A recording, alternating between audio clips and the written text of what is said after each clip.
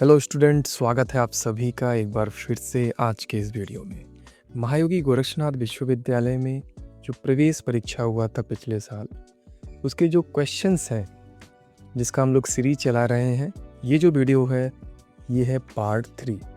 Already हमने 2 part बना दिए हैं। अगर अभी तक आपने नहीं देखा है तो उन वीडियोस को हमारे चैनल पर जा कर के देख सकते हैं। अगर वो वीडियो नहीं मिल रहा है आपको तो कमेंट में बताइए, मैं उसका जो लिंक है आपको प्रोवाइड कर दूंगा, ठीक। और इससे भी ज़्यादा इम्पॉर्टेंट ये है कि जो भी मैं वीडियोस बनाता हूँ उनको मैं अपने सोशल मीडिया प्लेटफॉर्म पर भी शेयर करता हूँ। जैसे कि इंस्टाग्राम है, व्हाट्सएप का भी हमने चैनल बना रखा है, वहाँ पे भी शेयर करते हैं। अगर अभी तक आपने उसको ज्वाइन नहीं किया है तो ज्वाइन कर लीजिए, ताकि आपको कोई भी वीडियो ऐसा ना हो कि वो मिस हो जाए, ठीक है। आप पूछते रहते हैं कि क्विज़ कैसे अटेम्प्ट करना है, तो आप ज्वाइन कर लीजिए वो सारे ग्रुप, अगर पॉसिबल है तो वहाँ पे लिंक शेयर किए जाते हैं, ठीक है।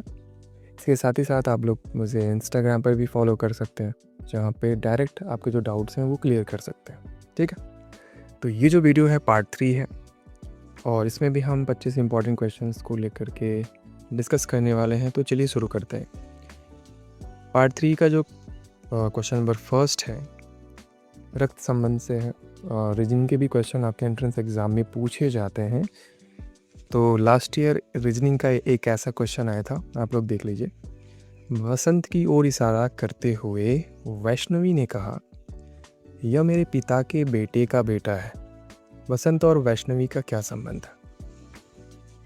तो अगर आप ध्यान से सोचेंगे तो पता चलेगा वैष्णवी के पिता का बेटा मतलब हो गया उसका भाई, उसके भाई का बेटा उसका भतीजा हुआ, इसलिए वैष्णवी का उसकी बुआ हुई। वैष्णवी का नहीं, मतलब इसलिए जो वैष्णवी है वो उनकी बुआ हो गई, ठीक है। तो यहाँ पे जो रिलेशन निकल करके आएगा बुआ भतीजा, क्लियर। तो इस तरह के जो ब्लड रिलेशन वाले क्वेश्चन हैं ये भी आपके एग्ज़ाम में रीजनिंग वाले कैटेगरी के अंतर्गत पूछा जाता है। तो इस तरह के क्वेश्चन का कम से कम 20-25 और एक्स्ट्रा आप लोग प्रैक्टिस कर लीजिएगा, ताकि एग्ज़ाम में आपको कोई दिक्कत ना हो, ठीक है। आगे बढ़ते हैं। क्वेश्चन नंबर 2, प्रधानमंत्री नरेंद्र मोदी को 2023 में किस देश ने अपने नेशनल डे पर चीफ गेस्ट के रूप में बुलाया था? एग्जैक्ट यही क्वेश्चन पूछा गया था पिछले साल, ठीक। तो ध्यान रखिएगा, इस तरह के क्वेश्चन पूछे जाते हैं। तो हाल फिलहाल में नरेंद्र मोदी जी हो गए, यानी कि प्रधानमंत्री, या फिर चीफ मिनिस्टर हमारे हो गए, ठीक।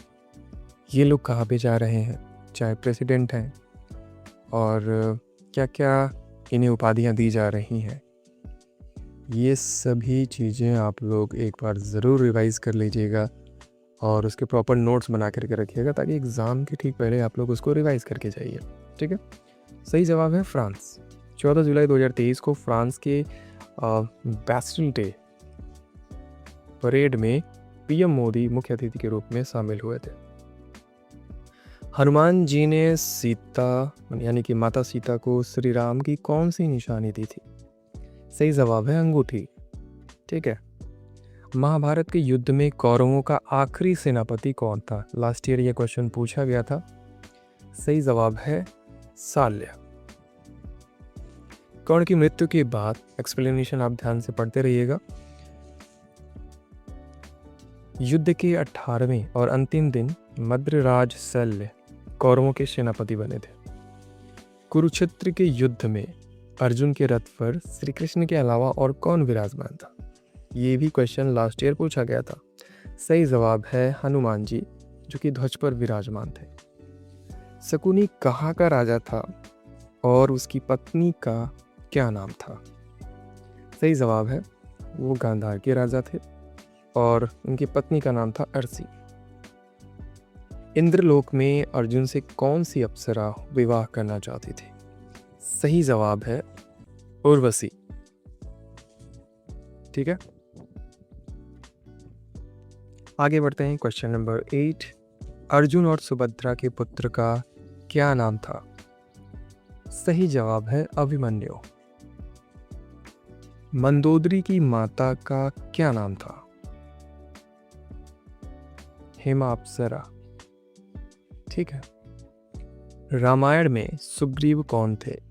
चारों ही ऑप्शन में से किष्किंधा के वानर राजा, ये ऑप्शन सही हो जाएगा। प्रोटोप्लास्ट क्या होता है? तो प्रोटोप्लास्ट जो होता है कोशिका भित्ति रहित पादप कोशिका, यानी plant cell without cell wall. जब किसी पादप कोशिका यानी प्लांट सेल की बाहरी कोशिका भित्ति को हटा दिया जाता है तो बचे हुए हिस्से को प्रोटोप्लास्ट कहते हैं। क्लियर? इसलिए जितना भी मैंने एक्सप्लेनेशन लिखा हुआ है इसको आप लोग ध्यान से ज़रूर पढ़िएगा। प्रकाश का तरंग सिद्धांत यानी कि वेव थ्योरी ऑफ लाइट इनमें से किसकी व्याख्या नहीं कर सकता? तो प्रकाश का जो वैद्युत प्रभाव होता है यानी कि फोटो इलेक्ट्रिक इफेक्ट, इसकी व्याख्या नहीं कर सकता। एक्सप्लेनेशन में आप ध्यान से देखेंगे तो प्रकाश वैद्युत प्रभाव की व्याख्या केवल प्रकाश के कण सिद्धांत यानी कि क्वांटम थ्योरी द्वारा की जा सकती, ठीक है, ना कि प्रकाश वैद्युत प्रभाव इफेक्ट। तो ऐसे क्वेश्चन भी एग्जाम में देखिए पूछे जा रहे हैं। तो ये फिजिक्स का ही क्वेश्चन है, केमिस्ट्री में भी बोल सकते हैं, केमिस्ट्री में भी फिर फिजिकल जो केमिस्ट्री होता है वहाँ पे ये चीज़ें आ जाती है। तो बेसिकली जनरल नॉलेज का क्वेश्चन है अगर आप ध्यान से देखेंगे तो ऐसे ही क्वेश्चंस आप लोग तैयार कीजिएगा ताकि एंट्रेंस एग्ज़ाम में आप लोग कोई दिक्कत ना हो। आगे बढ़ते हैं। लास्ट ईयर पूछा गया था मैक्सवेल के नियम के अनुसार विस्थापन धारा यानी कि डिस्प्लेसमेंट करंट किस कारण उत्पन्न होता है? सही जवाब है बदलते विद्युत क्षेत्र यानी कि चेंजिंग इलेक्ट्रिक फील्ड के कारण विस्थापन धारा यानी कि डिस्प्लेसमेंट करंट उत्पन्न होता है।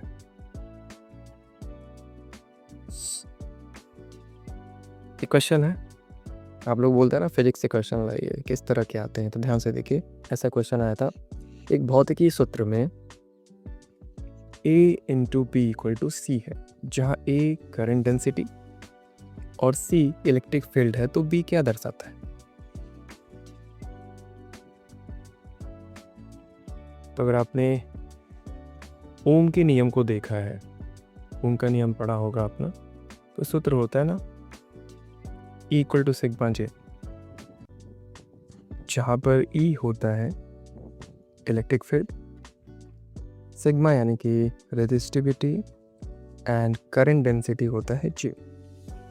तो इस तरीके से जो यहाँ पे पूछा जा रहा है कि बी क्या दर्शाता है, तो बी के जगह पर देखिए वो है रेजिस्टिविटी यानी कि प्रतिरोधकता, तो ये हो जाएगा इसका सही जवाब। इस तरीके से जितने भी फिजिक्स के फार्मूले हैं जो आपने पढ़े हैं उसको एक बार ज़रूर रिवाइज कर लीजिएगा। फिजिक्स के फार्मूले में कांस्टेंट क्या है, कौन सा टर्म क्या प्रदर्शित करता है, वो सब अच्छे से रिवाइज कीजिएगा, एग्ज़ाम में पूछा जा सकता है। क्वेश्चन नंबर 15, अर्जुन के शंख का क्या नाम था? बहुत ही आसान सवाल है, जवाब है इसका सही देवदत्त। महाभारत युद्ध में शकुनी का वध किसने किया था? सही जवाब है सहदेव। कौन से दिन हुआ था इनका वध? तो युद्ध के 18वें दिन पांडव भाई सहदेव ने शकुनी का वध किया था। क्वेश्चन नंबर 17, माता सीता ने हनुमान जी को भेंट स्वरूप यानी कि निशानी के तौर पर क्या दिया था? सही जवाब है चूड़ामणि, यानी कि बालों में जो पहना जाता है एक आभूषण, आप सबको पता ही होगा। क्वेश्चन नंबर 18, दुर्योधन की पत्नी का क्या नाम था? सही जवाब है भानुमति। लक्ष्मण जी के लिए नहीं, लक्ष्मण जी किसके अवतार माने जाते हैं? ये सही क्वेश्चन है और सही जवाब है शेषनाग के अवतार। कर्ण और अर्जुन के अंतिम युद्ध में कर्ण का सारथी कौन था? सही जवाब है मद्रराज सल। लास्ट ईयर ये क्वेश्चन पूछा गया था। गुर्दे यानी किडनी की मूल इकाई बेसिक यूनिट क्या है? सही जवाब है नेफ्रॉन। तंत्रिका तंत्र यानी नर्वस सिस्टम की मूल इकाई क्या है? इसका सही जवाब है न्यूरॉन। ठीक। क्वेश्चन नंबर 23, किस अंग में HDL यानी कि हाई डेंसिटी लिपोप्रोटीन का निर्माण होता है? सही जवाब है लीवर यानी कि यकृत। क्वेश्चन नंबर 24 है DNA प्रवर्धन यानी कि एम्प्लीफिकेशन ऑफ डीएनए के लिए किस तकनीक का उपयोग किया जाता है? सही जवाब है पीसीआर। ठीक है, क्वेश्चन नंबर 25 है इस वीडियो का, यानी कि लास्ट क्वेश्चन। इनमें से कौन सा नाइट्रोजनस बेस डीएनए में नहीं पाया जाता है? तो जो यूरेसिल नाइट्रोजनस बेस है ये डीएनए में नहीं पाया जाता है, ये इसका सही जवाब हो जाएगा। इस तरीके से आज पार्ट 3 में भी हमने 25 और इम्पॉर्टेंट क्वेश्चंस को देख लिया है। बेसिकली इम्पॉर्टेंट क्वेश्चन नहीं बोल सकते, ये क्या है, लास्ट ईयर जो क्वेश्चन पूछा गया था सीधे तौर पर वही हमने आपको इस वीडियो में बताया है। और ये जितने भी क्वेश्चन हम आपको करा रहे हैं, ये अगर आप जानना चाहते हैं कि कहाँ से मिला है, तो लास्ट ईयर जितने भी स्टूडेंट एंट्रेंस एग्ज़ाम दे करके आए थे, तो मैंने उनसे पूछा था कि यदि आपको कोई क्वेश्चन याद हो तो मुझे बता दीजिए। तो उन लोगों ने मुझे बताया था और वहीं से ये जो क्वेश्चन का कलेक्शन है मेरे पास आया है।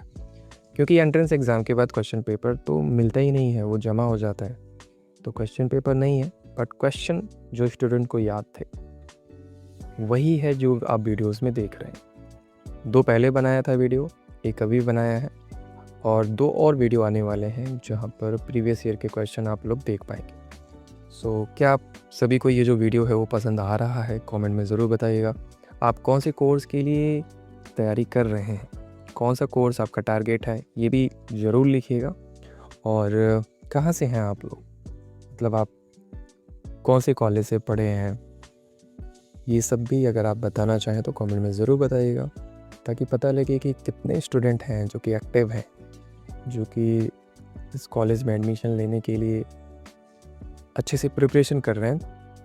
कमेंट में अगर आप लोग अटेंडेंस के तौर पर ये सारी चीज़ें लिखेंगे तो पता चलेगा। ठीक है, तो उम्मीद करते हैं ये वीडियो आप सभी के लिए काफ़ी हेल्पफुल रही होगी। बहुत ही जल्द मिलते हैं अपने एक और नए वीडियो में, तब तक के लिए आप सभी लोग अपना ध्यान रखिए। Wish you all the best.